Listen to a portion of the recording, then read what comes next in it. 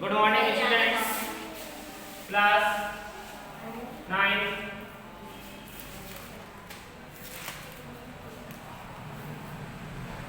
बच्चों, जैसा कि हम आपको पढ़ा रहे थे प्लांट किंगडम यानी कि पादप जगत, उसे हमने आपको एक वर्गीकरण के रूप में समझाया था कि पादप जगत को दो भागों में बांटा गया है, एक अपुष्पोद्भिद, दूसरा पुष्पोद्भिद। और पुष्पोद्भिद को तीन भागों में बांटा गया था, थैलोफाइटा, ब्रायोफाइटा, टेरिडोफाइटा। और ब्रायोफाइटा को दो भागों में बांटा गया था, लिवरवर्ट और मॉस। इसी प्रकार से पुष्पोद्भिद पादपों को बांटा गया था दो भागों में, आवृतबीजी और अनावृतबीजी। जो अनावृतबीजी होते हैं वे साइकैड्स होते हैं, कोनिफर्स होते हैं, तथा जो आवृतबीजी होते हैं वे एक बीजपत्री और द्विबीजपत्री होता है। ऐसा कल हम पिछली क्लास में हमने आपको बताया था। तो आज जो दो भागों में बांटे गए हैं, जिसमें से अपुष्पोद्भिद था और पुष्पोद्भिद, तो आज हम वही पढ़ाएंगे। तो डाल लीजिए हेडिंग अपुष्पोद्भिद पादप।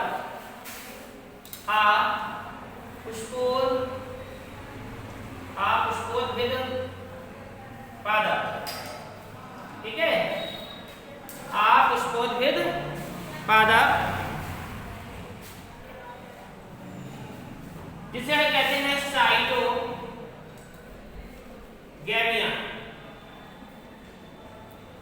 जिसे कहते हैं साइटोगैमिया, ठीक है।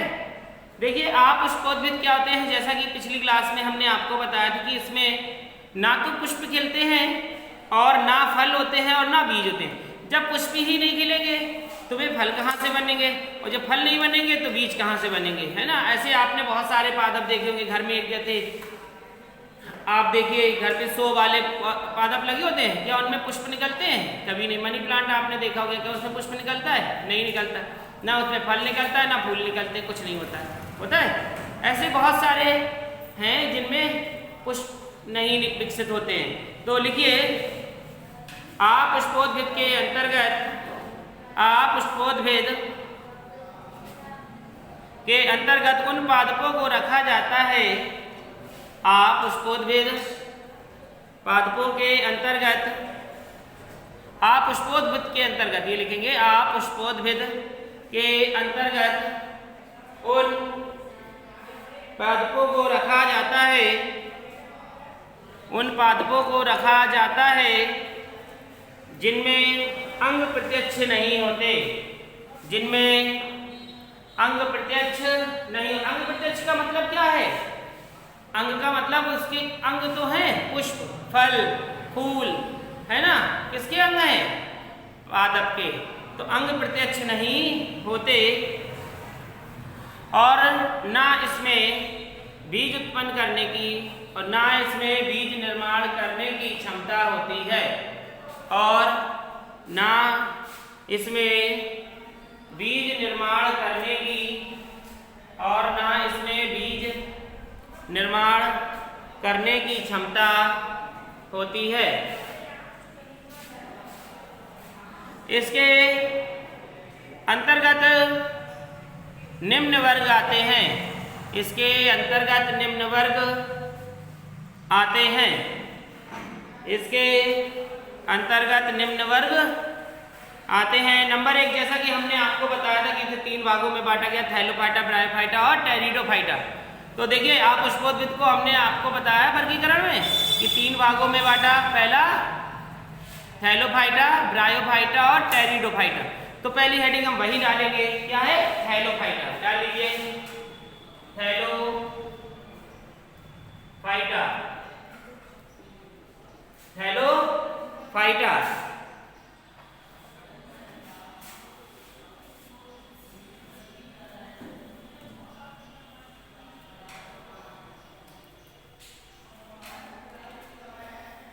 थैलोफाइटा लिख लीजिए।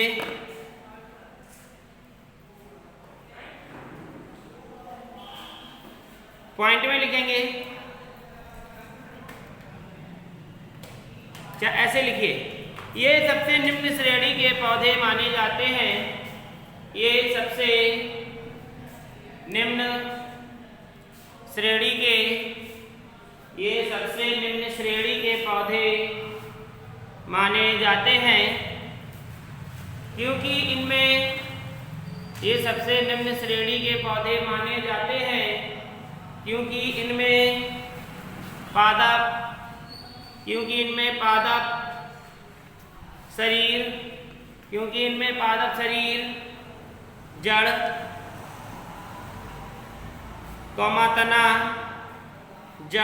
तना तथा पत्ती में भिन्नता नहीं होती, क्योंकि इसमें जड़, तना तथा पत्ती में भिन्नता नहीं होती। इस प्रकार के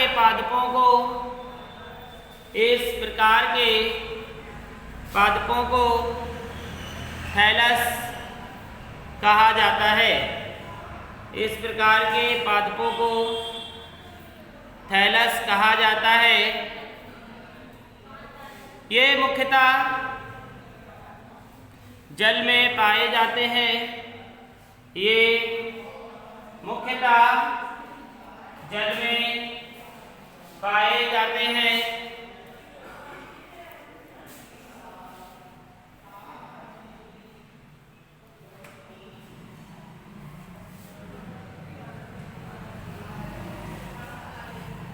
तथा ये स्वापोषी होते हैं।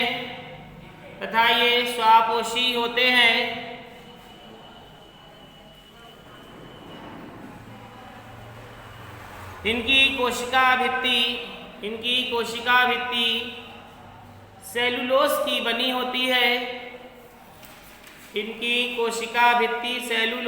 बनी होती है। तथा इनमें भोज्य पदार्थ मंड के रूप में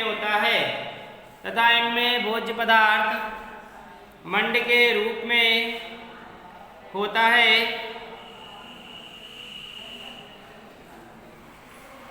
इनमें अलैंगिक जनन अधिक पाया जाता है।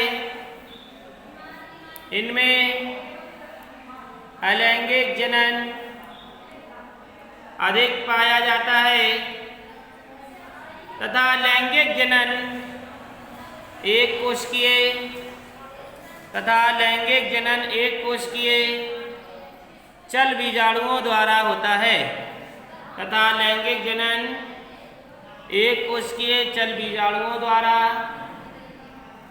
है।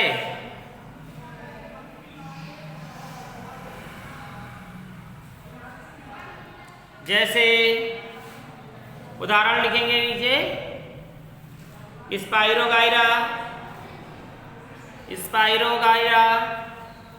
अल्वा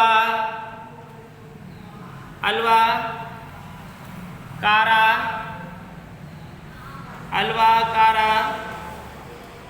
यूलोथ्रिक्स,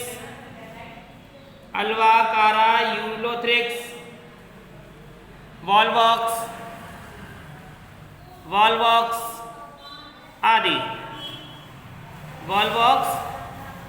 आदि।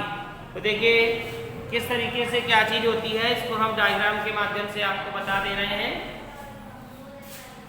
देखिए जो इसमें हमने आपको बताया अलवा यानी कि जल्दी इसकी पत्तियां कैसी होती हैं, ऐसी ही दिखाई देती हैं जैसे जड़ हो, तना हो, बिल्कुल सेम दिखाई देती है, पत्तियों की भांति नहीं होती है।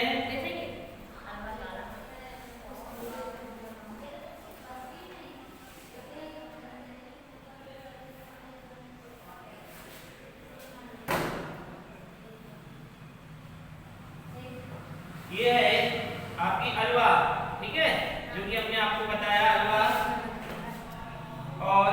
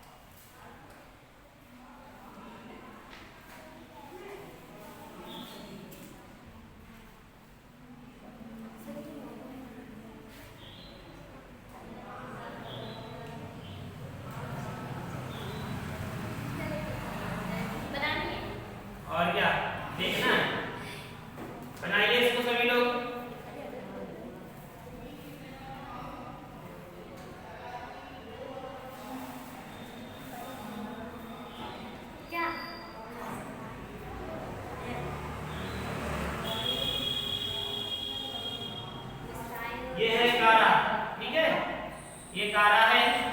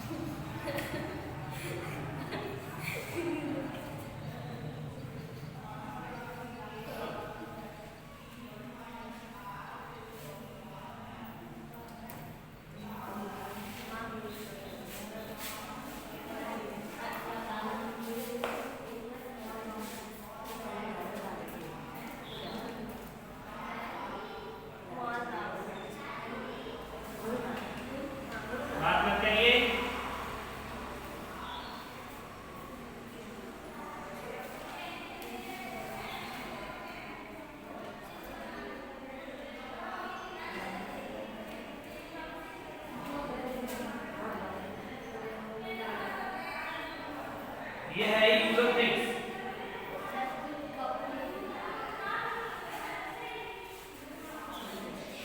नोट कर लीजिए, इसे बना लीजिए तुरंत। वैसे तो बहुत सारे हैं बट आपको भी 3 बना लीजिए डायग्राम। आप देख रहे हैं ये जो एक पत्ती जैसी संरचना दिखाई दे रही है, ये संरचना है अल्वा की, यानी कि इसका प्रवर्धन कैसा होता है, इस तरीके से होता है, और ये जो शाखा होती है वह प्रपर्ण कहलाती है। इसी प्रकार से आप देख रहे हैं इस तरीके से ना इसमें पुष्प है ना फल है, एक संरचना निकली होती है जिसे हम कारा कहते हैं। अब ये संरचना देख रहे हैं जिसे कहते हैं यूलोथ्रिक्स, ठीक है। तो आप ये तीनों संरचना बना लीजिए।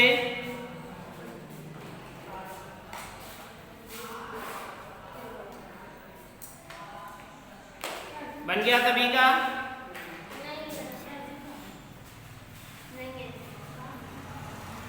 तो ये आपके किसके थे?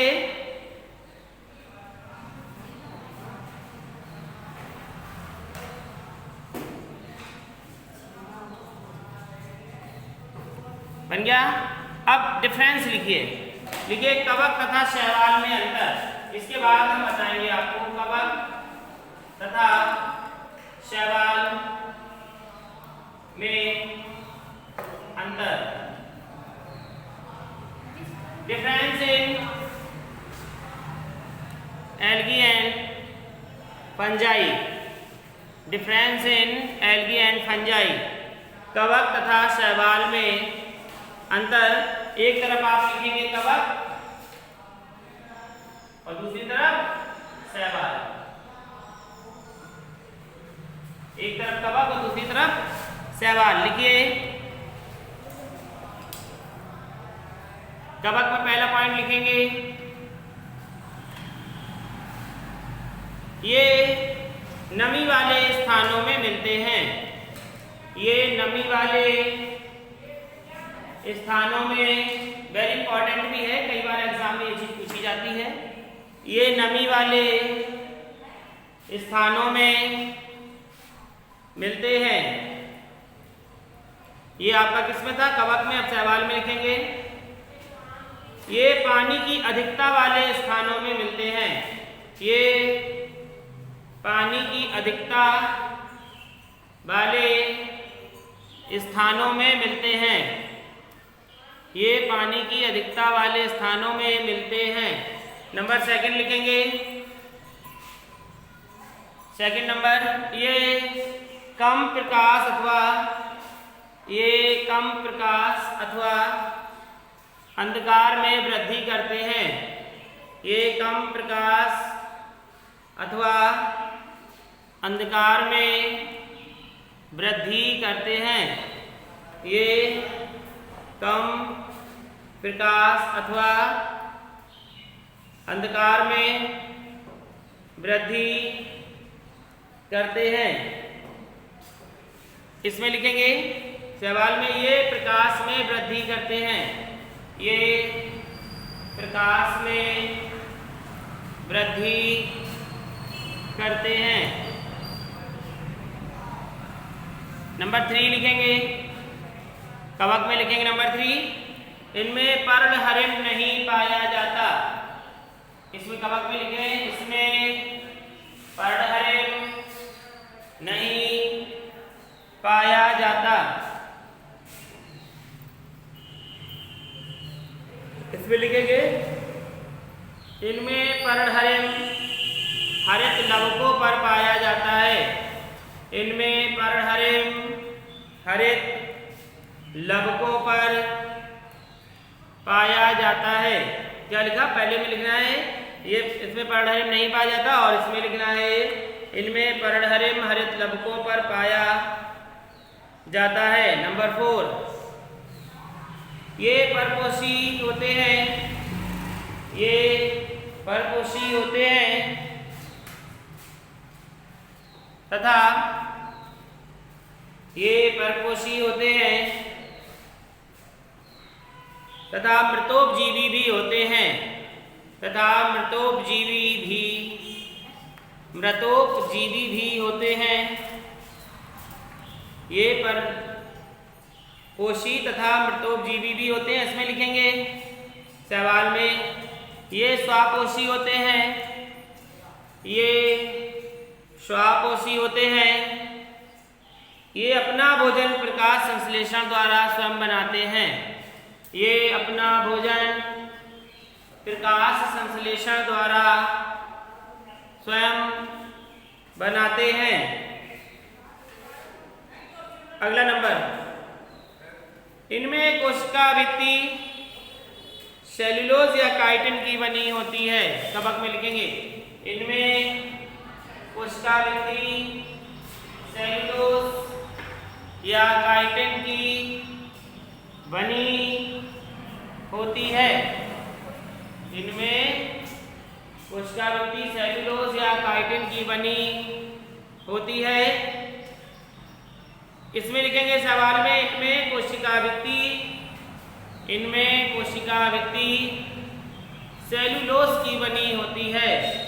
इनमें कोशिका भित्ति सेल्यूलोज की बनी होती है।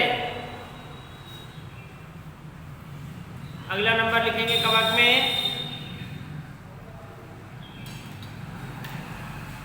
इनमें संचित भोजन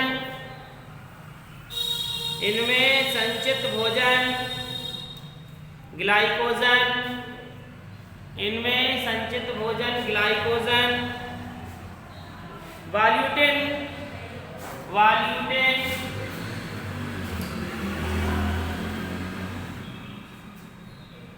ग्लाइकोजन वॉल्यूटिन कण या तेल के रूप में जमा होते हैं। वॉल्यूटिन कण या तेल के रूप में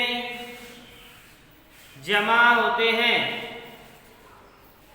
तेल के रूप में जमा होते हैं। अगला लिखेंगे, किसमें सवाल में लिखेंगे, इनमें संचित भोजन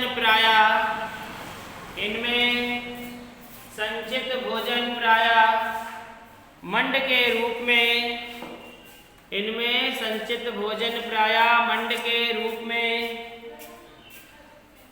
जमा होता है। इनमें संचित भोजन प्रायः मंड के रूप में जमा होता है। समझ में आ गया? तो ये थे डिफरेंस, आपके डिफरेंस समझ में आ गए होंगे सभी को। अगर किसी को डिफरेंस समझ में नहीं आए हैं तो वह पूछ सकता है।